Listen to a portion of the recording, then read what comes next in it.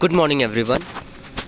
अभी तक हमें सिंथेटिक फाइबर्स में और प्लास्टिक्स के बारे में थोड़ा बहुत जनरल आइडिया हो गया है। सिंथेटिक फाइबर्स के अगर बारे में बात करी जाए तो रेयॉन, नायलॉन एंड एक्रिलिक के बारे में हमने पूरा ढंग से पढ़ लिया था। फिर प्लास्टिक्स के बारे में बात किया जाए तो फिर बेकेलाइट, मेलामाइन, इस तरह के थर्मोप्लास्टिक और थर्मोसेटिंग प्लास्टिक्स दोनों के बारे में भी हमने डिस्कस कर लिया था। तो मुझे लगता है कि ये सारी चीज़ें बहुत ही ज़्यादा इजी हैं। इसमें कुछ भी ऐसा नहीं था जो बहुत ज़्यादा टफ़ आपको लगा हुआ हो।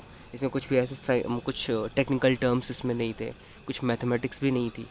तो ये चैप्टर अभी बहुत स्मूथली जा रहा है और बहुत ही ईजी है। और आप अपने एंड की तरफ भी हो, चैप्टर ऑलमोस्ट ख़त्म होने को भी है। तो स्टार्ट करते हैं।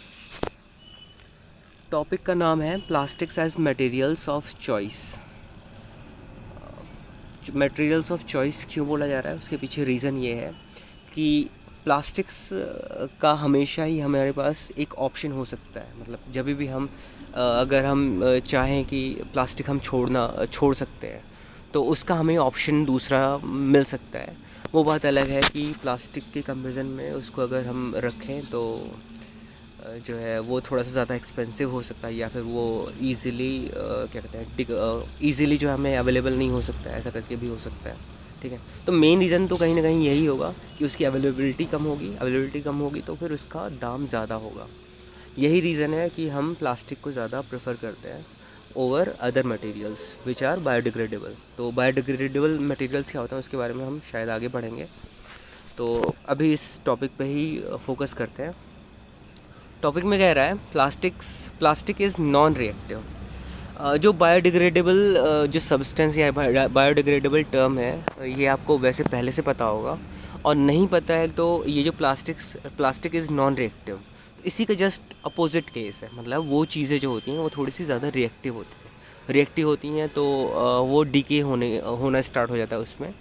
ठीक है, तो वो मिट्टी में मिलने के बाद वो डीके होना स्टार्ट हो जाता है और धीरे धीरे वो मटेरियल बिल्कुल पूरी तरीके से डिकम्पोज हो जाता है। लेकिन वहीं अगर आप प्लास्टिक को डाल दो तो प्लास्टिक डिकम्पोज नहीं होता जल्दी। ठीक है, मतलब आप अगर आज आपने ज़मीन में गाड़ दिया प्लास्टिक को, आप अगले 2 साल बाद 3 साल बाद भी देखोगे तो प्लास्टिक ऑलमोस्ट वैसे का वैसे ही पड़ा रहेगा। तो इससे एक चीज़ क्लियर होती है कि प्लास्टिक जो होते हैं नॉन रिएक्टिव होते हैं या फिर वेरी लेस रिएक्टिव बोल सकते हैं। ठीक है, मतलब जो बहुत ज़्यादा रिएक्टिव नहीं होते हैं, ऑलमोस्ट ना के बराबर होता है। जैसे गोल्ड के बारे में बोला था कि गोल्ड ऐसा मटेरियल है जो बहुत ही कम रिएक्टिव है।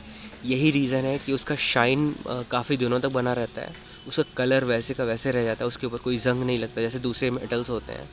आयरन की बात करी जाए या फिर एल्युमिनियम की बात करी जाए, कॉपर की बात करी जाए, सारे तरीके के मेटल्स की जो है कोरोड होना स्टार्ट कर देता है। ठीक है, या अपनी इन्वायरमेंट से जो है रिएक्ट करके वो एक नया मटेरियल बनाने की कोशिश करता है। गोल्ड के केस में वो नहीं होता क्योंकि वो बहुत ही कम रिएक्टिव होता है। वैसे ही प्लास्टिक की भी बात करी जाए तो ये एटमॉस्फेयर की बात करी जाए और सॉइल की बात करी जाए तो एक सॉइल के अंदर जो मिनरल्स होते हैं, जो चीज़ें होती हैं या जो माइक्रो ऑर्गेनिज़म्स होते हैं वो तक प्लास्टिक को खाना पसंद नहीं करते हैं। ठीक है, वैसे अभी बात करी जाए नया खोज वगैरह हुआ है तो उससे पता चला है कि शायद एक ऐसा बैक्टीरिया हमें मिला है जो प्लास्टिक्स को खा सकता है। तो अगर वो एक पॉजिटिव न्यूज़ निकला हमारे लिए, उसके कोई कॉन्सिक्वेंसेस अगर नहीं निकले तो वो हमारे लिए बहुत अच्छी बात हो सकती है कि आगे आने वाले टाइम में ऐसे बैक्टीरियाज बहुत सारे प्रोड्यूस किए जा सकते हैं जिसकी वजह से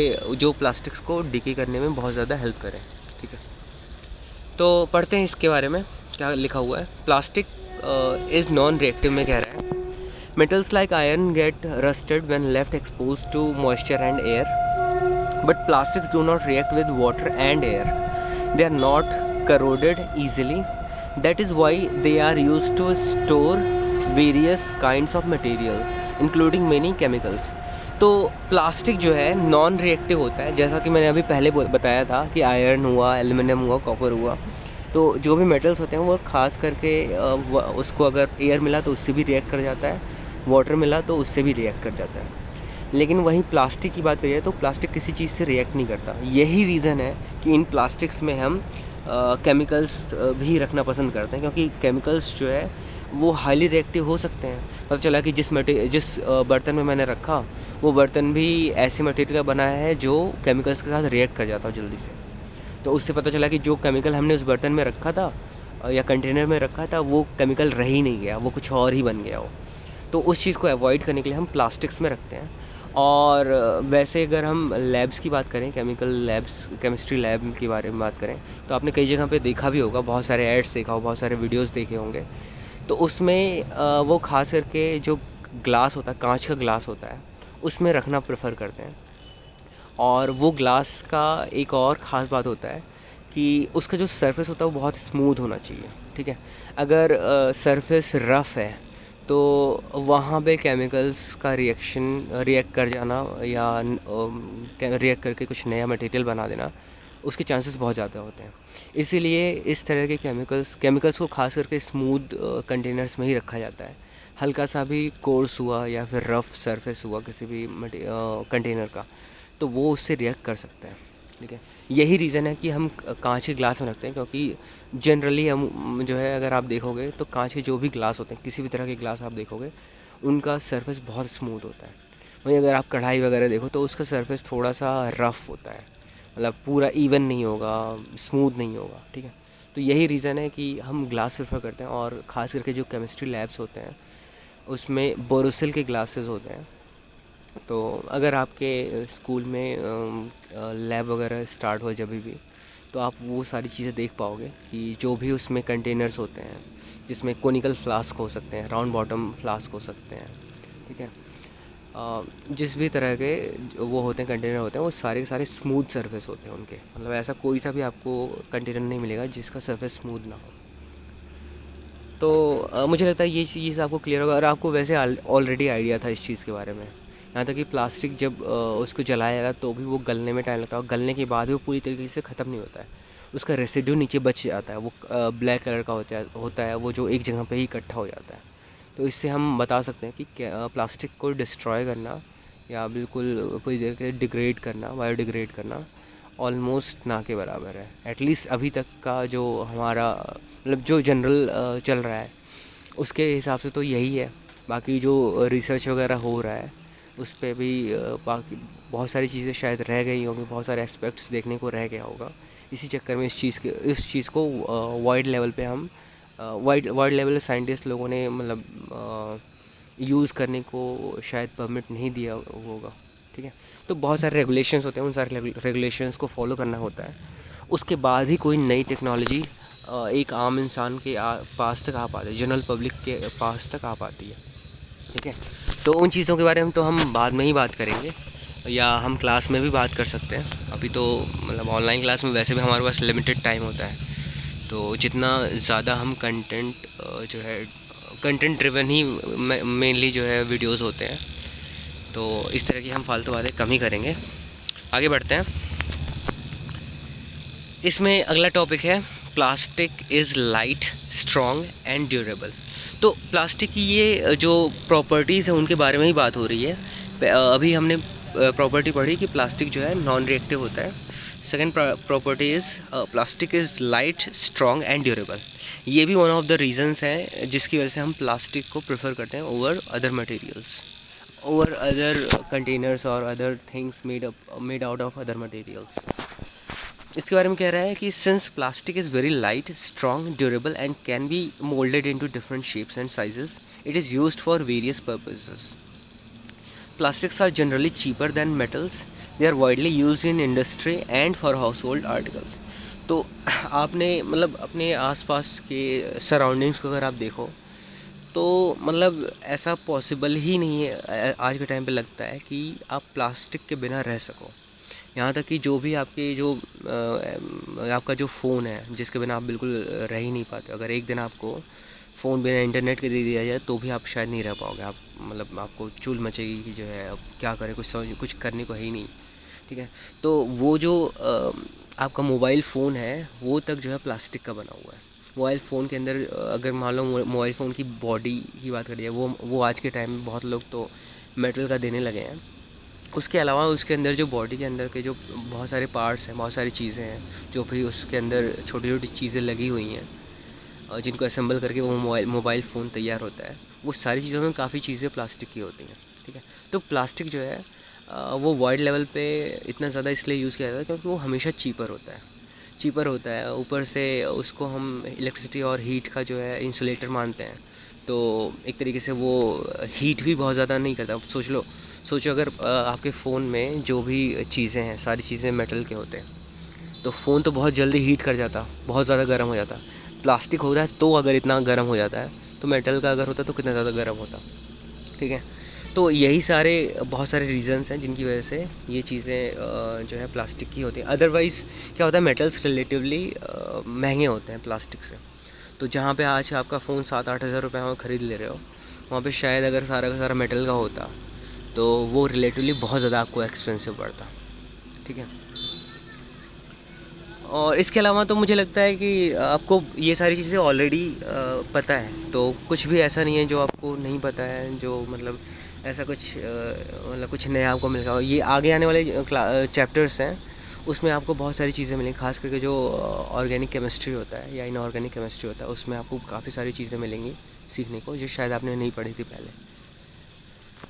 आगे बढ़ते हैं। इसमें अगला प्रॉपर्टी क्या दिया हुआ, प्लास्टिक्स आर पुअर कंडक्टर, वो अभी जस्ट हमने डिस्कस किया। पुअर कंडक्टर ऑफ हीट भी होता है, इलेक्ट्रिसिटी भी होता है। तो आप तो ऐसे ही मतलब इसी से आइडिया लगा सकते हो कि आपके घर में जो यूटेंसिल्स होते हैं उसमें कई सारे हैंडल्स प्लास्टिक के भी होते हैं। कई सारे हैंडल्स जो हैं वो वुडन हो सकता है और कई सारे प्लास्टिक के भी होते हैं। मतलब वैसे खास करके जो अच्छे ब्रांड के भी जो यूटेंसिल्स होते हैं उसमें भी प्लास्टिक ही ज़्यादातर यूज़ होता है। मतलब मैंने बहुत कम ही देखा है जो अच्छे ब्रांड्स हैं उनमें भी उनके यूटेंसिल्स कभी वुडन वाले आते हों, ठीक है। मैंने तो ऐसे नहीं देखा हुआ है। तो अब आप समझ लो कि प्लास्टिक कितना ज़्यादा यूज़ हो रहा है। तो मतलब अगर आज कोई बोले कि प्लास्टिक के बिना हमारा लाइफ, जैसे हमारे लिए ऑक्सीजन बहुत ज़्यादा, ऑक्सीजन के बिना हम नहीं रह सकते और पानी के बिना नहीं रह सकते, तो अगर कोई बोल दे प्लास्टिक के बिना भी हम नहीं रह सकते, तो वो गलत नहीं बोल रहे होंगे, क्योंकि प्लास्टिक के ऊपर डिपेंडेंसी बहुत ही ज़्यादा हो गई हमारे। मतलब प्लास्टिक के जितने भी फॉर्म होते हैं, कम से कम कोई एक फॉर्म ही सही, लेकिन किसी न किसी फॉर्म को आप ज़रूर, उसके ऊपर ज़रूर आप डिपेंडेंट होते होगे।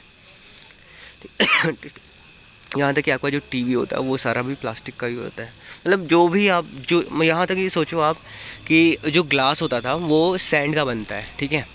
अब उसका भी ऑप्शन आ गया है कि प्लास्टिक का फाइबर जो बिल्कुल ग्लास का ही कॉपी है, ग्लास जैसा ही दिखता है, ग्लास के जैसा ही ट्रांसपेरेंट होता है, ग्लास के जैसे क्रिस्टल क्लियर होता है और ग्लास से लाइट वेट होता है। मतलब बहुत सारे लोग जो प्रिस्क्रिप्शन जो ग्लासेस यूज़ करते हैं, जो पावर वाली ग्लासेस यूज़ करते हैं, उसमें पहले लोग ग्लास वाला यूज़ करते थे, शीशे वाला जो ग्लास होता था, जो सैंड से बनता है। सैंड को बहुत ज़्यादा हीट किया जाता है, उसके बाद उसको कंप्रेस किया जाता है, ठीक है। तो वैसे करके बैंगल्स भी बनते थे। अब क्या है, इन सब चीज़ों का ऑप्शन हमें मिल गया है फाइबर में या प्लास्टिक्स में। तो प्लास्टिक इसलिए यूज़ करते हैं, एक तो वो लाइट वेट होता है, ड्यूरेबल होता है, ठीक है। तो लाइट वेट ड्यूरेबल होगा। और लेकिन अगर प्रिस्क्रिप्शन ग्लास की बात करी जाए, तो अगर वो जो सैंड वाले ग्लास का होता था वो रिलेटिवली कम एक्सपेंसिव होता था, वो फ्राजाइल भी बहुत ज़्यादा होता था। एक बार अगर आपका चश्मा गिर गया गलती से, या उसके ऊपर किसी का हाथ लग गया या पैर पड़ गया, तो वो उसका फूटना तय है। लेकिन जो ये फाइबर वाले ग्लासेस आ रहे हैं वो थोड़े से एक्सपेंसिव होते हैं ऑब्वियसली, लेकिन वो अगर फॉर लॉन्ग, मतलब उसकी ड्यूरेबिलिटी ज़्यादा होती है, तो वो बहुत दिनों तक चलते हैं। जहाँ पे आपको शीशे वाला जो ग्लास था वो आपको मान लो 70-80 रुपये का ही लग जा रहा है, लेकिन वो पता चल रहा है कि आज ही लगवाया और आज ही गिर गया तो आज ही फूट गया, तो वो 70-80 रुपये चले गए। और वहीं अगर आपने फाइबर वाली ग्लासेस लगवाया, वो 700-800 रुपये का अगर आपको लगा, तो वो आपका चलता रहता है 1 साल 2 साल 3 साल। अगर उस पर स्क्रैच वगैरह नहीं आया है तो और कोई प्रॉब्लम नहीं होगी उस पर।